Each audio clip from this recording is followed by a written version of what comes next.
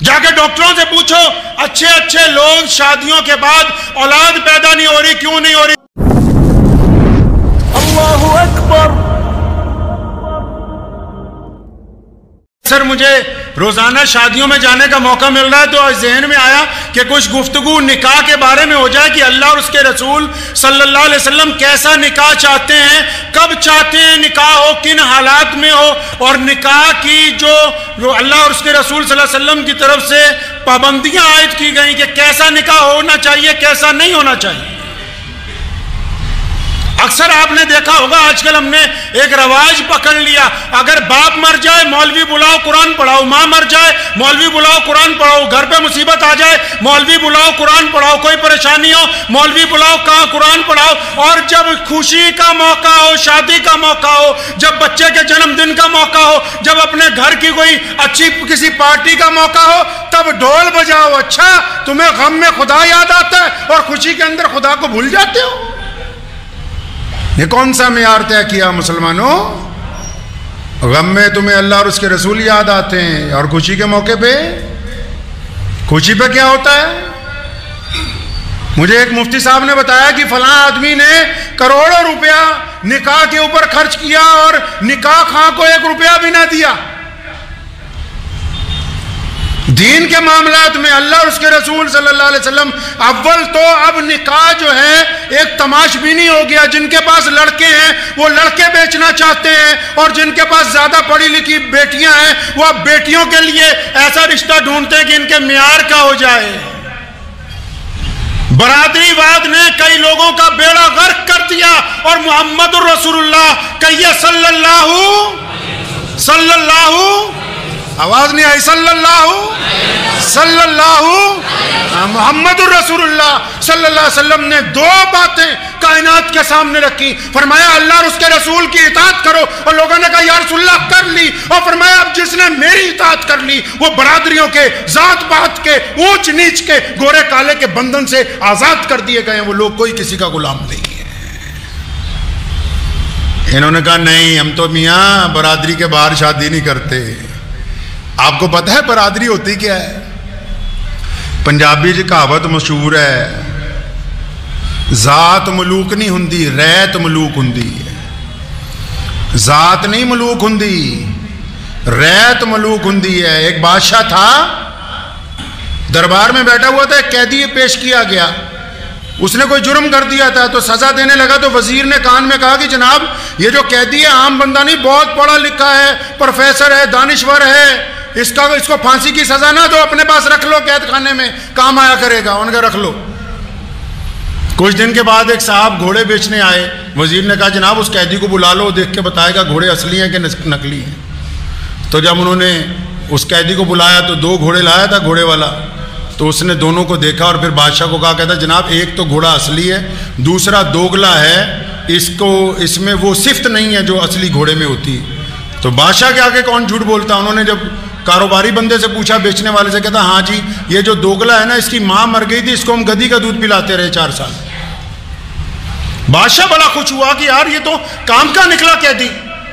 اس نے اپنے خانسامہ کو بلایا، کہنے لگا جو شاہی نان روز بنتا ہے نا، جس میں بے شمار پستے کاجو ساری سامان ڈالتے ہیں، جو بادشاہوں کی روٹی بنتی ہے وہ معمولی روٹی نہیں ہوتی۔ ان کا اس کو 1 نان روز کا لگا دو۔ قید سے نہیں نکالا، کہتا اس کو 1 نان لگا دو روز کا۔ تو قیدی چلا گیا واپس، 1 نان ڈیلی کا اس کو لگ گیا۔ تو کچھ دن بعد ایک صاحب ہیرے جواہرات بیچنے کے لیے بادشاہ کے پاس آئے۔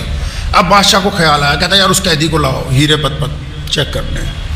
اب ہیرے چیک کیے تو اس نے اپنی فراست کے ساتھ اصلی ہیرے ایک طرف کر دیے، نقلی ایک طرف کر دیے۔ سنار کو پوچھا، کہتا ہاں جی گستاخی کی معافی، یہ بیچ میں ہم نے کچھ کانچ کے بنا کے ڈال دیے تھے کہ چلو فائدہ ہو جائے گا۔ بادشاہ بڑا خوش ہوا، اصلی ہیرے بھی خریدے، پھر خانسامہ کو بلایا، کہا یہ جو قیدی کو ہم نے 1 نان لگایا نا، کہتا جی حضور آج سے 2 کر دو۔ اب جب قیدی نے سنا نا کہ یہ میرے نان 2 کر دیے شاہی نان، یہ ان کو بتا رہا ہوں قصہ، جن کو بڑا فخر ہے کہ ہم سید ہیں، پٹھان ہیں، ہم فلاں چودھری ہیں، ہم انصاری صاحب ہیں، قریشی صاحب ہیں، ان کو سنا رہا ہوں کہ ذات برادری ہوتی کیا ہے، یہ سنو آج پہلے۔ ذات کہتے کس کو ہیں، برادری بنتی کیسے ہے؟ یہ جو نام ہم نے رکھے یہ تو رسول اللہ نے فرمایا، قرآن نے کہا پہچان کے لیے، کہ بس پتہ لگ جائے کہ تم فلاں خاندان کے رہنے والے ہو۔ اصل برادری کیا ہوتی ہے؟ جب اس نے کہا نا 2 نان لگا دو ڈیلی کے، اب وہ قیدی باہر نکل رہا تھا تو اس نے آہستہ سے بڑبڑاتا ہوا جا رہا تھا افسوس میں، غصے میں، کہندا یار بادشاہ بھی اصلی نہیں ہے گا، نکلی ہے بھی۔ چمچوں نے سن لیا، دربانوں نے۔ اب بڑے لوگ مرتے کب ہیں؟ کانوں کے کچے ہوتے ہیں، جو جس نے آگے پھونک مار دی بس ادھر ہی کو چل پڑے۔ اب فوراً چمچوں نے بادشاہ کو رپورٹ دی کہ جناب آپ تو اس کو شاہی نان لگاتے جا رہے ہیں، 1 کے 2 کر دیے، وہ اس کو تو ہضم ہی نہیں ہو رہے، وہ تو آج آپ کی ذات کے اوپر انگلی اٹھا دی۔ اس نے تو یہ کہہ دیا کہ بادشاہ ہی اصلی نہیں ہے۔ بڑا غصہ آیا بادشاہ، کہتا ابھی لاؤ نکال کے، فوراً نکال کے لائے۔ وزیر کو بھی خبر پتہ لگی کہ بھئی پنگا پڑ گیا، وزیر بھی موقع پہ پہنچ گیا۔ بادشاہ پورے جلال میں کہ آج اس کی گردن اتار دینے ہیں۔ تو مجھے کیا کہہ رہا تھا تو؟ کہتا جناب جان کی امان چاہیں تو میں نے تو بس اتنا ہی کہا، جب آپ نے دوسرا نان کا بھی حکم نامہ جاری کر دیا تو میں نے کہا یار یہ بادشاہ اصلی نہیں ہے۔ بادشاہ بھی حکم دینے لگا تو وزیر نے کان میں کہا جناب اینا قیمتی بندہ مار دینا، ایک باری بول لڑی نو پوچھ لو، مطلب ماں کو بھی پوچھ لو جا کے۔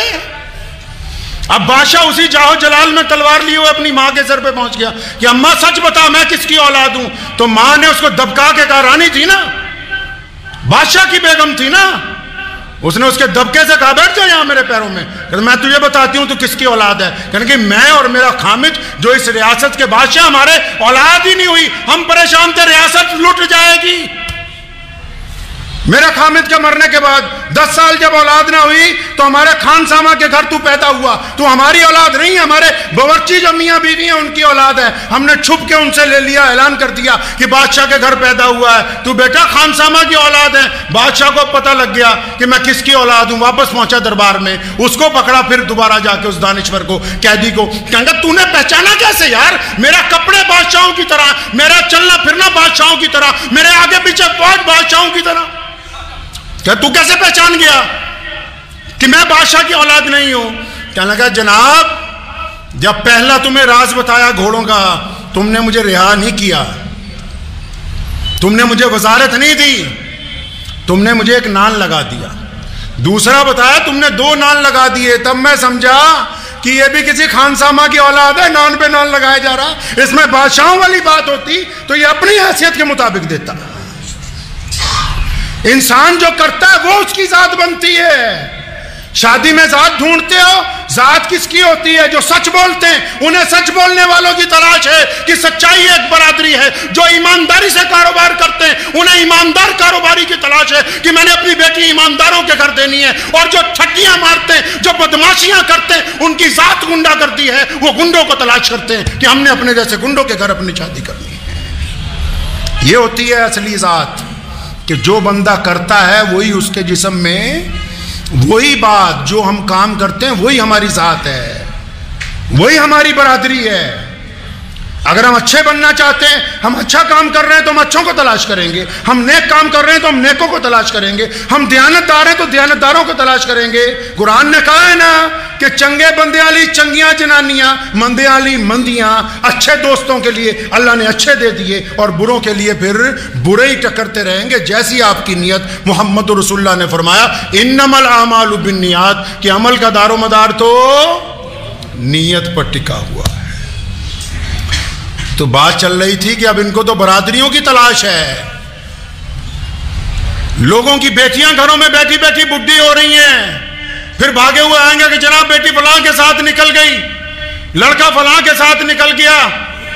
کیا تمہیں نہیں پتہ لگا؟ اللہ نے قرآن میں کہا، محمد رسول اللہ نے کہا، اس انسانیت میں مرد عورت ایک دوسرے کی ضرورت ہے۔ جو ماں باپ جان بوجھ کے آنکھیں بند کرتے ہیں کہ ہم اپنے بیٹے کی شادی 20 سال بعد، پھر 25 سال بعد، پھر 30 سال کی عمر میں 32 سال کی، کھا لو اس کی کمائی جتنی تم نے کھانی ہے۔ اور یہ باہر جو حرام زدگیاں کرتا ہے، جو تمہارے رشتہ داروں کی عورتوں کے ساتھ چھپ کے زنا کاریاں کرتا ہے، اس کا سارا گناہ ان ماں باپ کے ذمہ ہے جو اپنی اولاد کا نکاح نہیں کرتے۔ उन माँ बाप के जिम्मे है। सोचते हैं आंखें, पता है कि फलां के साथ मेरा बेटा, फलां के साथ मेरी बेटी गलत काम कर रहे हैं, फिर भी आंखें बंद है कि नहीं बढ़िया गुजारा हो रहा है, चल रहा है। अगर माँ बाप का एहतराम कुरान में लिखा है तो अल्लाह के रसूल सल्लल्लाहु अलैहि वसल्लम ने माँ बाप को भी पाबंद किया कि अपनी औलाद की ज़रूरियात को पूरा करना तुम्हारी जिम्मेदारी है। निकाह में देरी, कैरियर बना रहे हैं, कैरियर बनाओ जी, कैरियर बनाते रहो 40 साल तक। करैक्टर का बेड़ा गर्क हो गया कैरियर के चक्कर में। जाके डॉक्टरों से पूछो, अच्छे अच्छे लोग शादियों के बाद औलाद पैदा नहीं हो रही, क्यों नहीं हो रही जी? 30 साल की उम्र में शादी की, 32 साल की उम्र में शादी की, 35 साल की उम्र में शादी की, और तुमने तो जानवरों का दोगलापन किया ना।